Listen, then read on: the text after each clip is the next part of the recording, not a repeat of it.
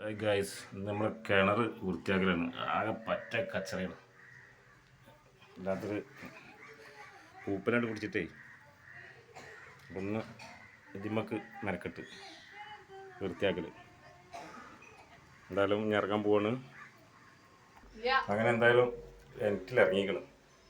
ഇങ്ങോട്ടില്ല, ഇത് കംപ്ലീറ്റ് എടുക്കണം ഫുള്ളായിട്ട്.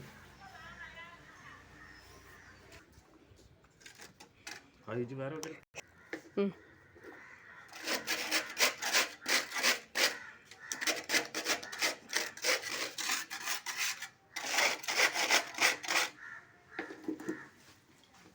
അതെയോ?